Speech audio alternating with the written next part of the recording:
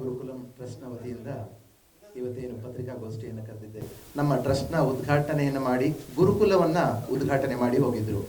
ಮುಖ್ಯವಾಗಿ ಗುರುಕುಲ ಶಿಕ್ಷಣ ಪದ್ಧತಿ ಅನ್ನುವಂಥದ್ದು ತಮಗೆಲ್ಲರಿಗೂ ಕೂಡ ಗೊತ್ತಿರೋ ಹಾಗೆ ಭಾರತೀಯ ಸಂಸ್ಕೃತಿ ಸಂಸ್ಕಾರವನ್ನು ಮುಂದಿನ ಪೀಳಿಗೆಗೆ ದಾಟಿಸಬೇಕು, ಮುಂದಿನ ಪೀಳಿಗೆಯಲ್ಲಿ ವ್ಯಕ್ತಿತ್ವವಾಗಿ ಆ ಸಂಸ್ಕಾರಗಳನ್ನು ಜೋಡಿಸಬೇಕು ಅನ್ನುವಂತಹ ಒಂದು ಒಳ್ಳೆಯ ಉದ್ದೇಶದಿಂದ ನಾವು ಪ್ರಾರಂಭ ಮಾಡಿರ್ತಕ್ಕಂಥದ್ದು.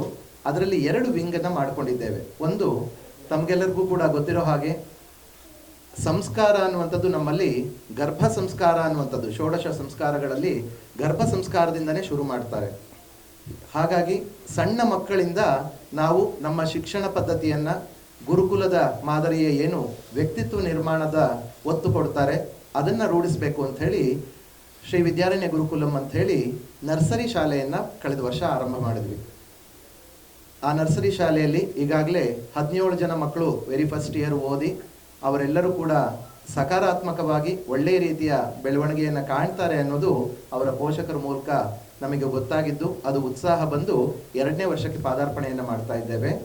ಇದರ ಜೊತೆಯಲ್ಲೇ ಮಕ್ಕಳ ಸರ್ವಾಂಗೀಣ ಬೆಳವಣಿಗೆಗೆ ಹಾಗೂ ದೊಡ್ಡವರಿಗೋಸ್ಕರ ಅನುಕೂಲ ಆಗಲಿ ಅಂಥೇಳಿ ಸಾರ್ವಜನಿಕರಿಗೋಸ್ಕರ ಗುರುಕುಲದ ವತಿಯಿಂದ ಸಮಗ್ರ ಶಿಕ್ಷಣವನ್ನು ಕೊಡಬೇಕು ಅಂತ ಹೇಳಿ ಭಾರತೀಯ ಲಲಿತ ಕಲೆಗಳಾದ ಸಂಗೀತ, ನೃತ್ಯ, ವಾದ್ಯ ಸಂಗೀತ, ಚಿತ್ರಕಲೆ ಈ ಎಲ್ಲ ಕಲಾ ಪ್ರಕಾರಗಳನ್ನು, ಭಾರತೀಯ ಲಲಿತ ಕಲಾ ಪ್ರಕಾರಗಳನ್ನು ಸಂಜೆ ಹೊತ್ತು ಸಾರ್ವಜನಿಕರಿಗೆ ಕಲೀಲಿಕ್ಕೆ ಅವಕಾಶ ಒಂದೇ ವೇದಿಕೆಯಲ್ಲಿ ಮಾಡಿಕೊಡ್ತಾ ಇದ್ದೇವೆ.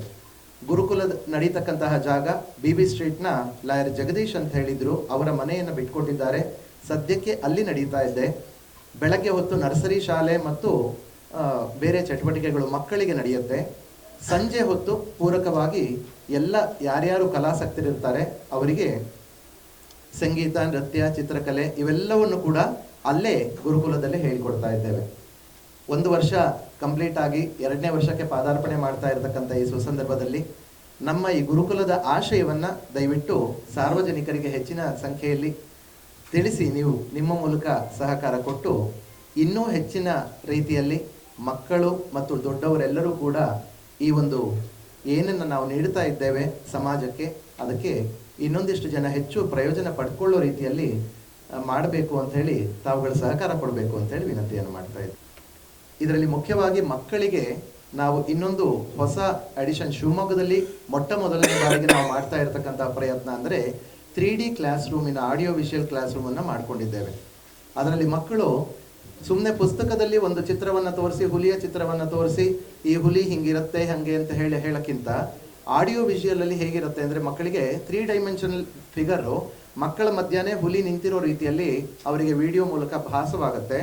ಅದು ಹೇಗೆ ಕೂಗುತ್ತೆ, ಹೇಗೆ ನಡೆಯುತ್ತೆ, ಏನನ್ನು ತಿನ್ನುತ್ತೆ, ಯಾವ ಪರಿಸರದಲ್ಲಿರುತ್ತೆ ಅನ್ನುವಂಥದ್ದು ಆ ಪರಿಸರದ ಬ್ಯಾಕ್ಗ್ರೌಂಡನ್ನು ಕೊಟ್ಟು ನಾವು ಮಕ್ಕಳಿಗೆ ಒಂದು ಚಿತ್ರವನ್ನು, ಒಂದು ಹೂವಿನ ಚಿತ್ರ ಆಗಿರ್ಬೋದು, ಒಂದು ಪ್ರಾಣಿ ಪಕ್ಷಿಯ ಚಿತ್ರ ಆಗಿರ್ಬೋದು, ಅದರ ಕೂಗು, ಧ್ವನಿಯ ಸಹಿತ ಎಲ್ಲವನ್ನು ಕೂಡ ಮಕ್ಕಳು ಚೆನ್ನಾಗಿ ಅರ್ಥ ಮಾಡಿಕೊಳ್ಳೋ ರೀತಿಯಲ್ಲಿ 3D audio visual class room, ಅದು ಶಿವಮೊಗ್ಗದಲ್ಲಿ ನಮಗೆ ಹೆಮ್ಮೆ ಅನಿಸುತ್ತೆ.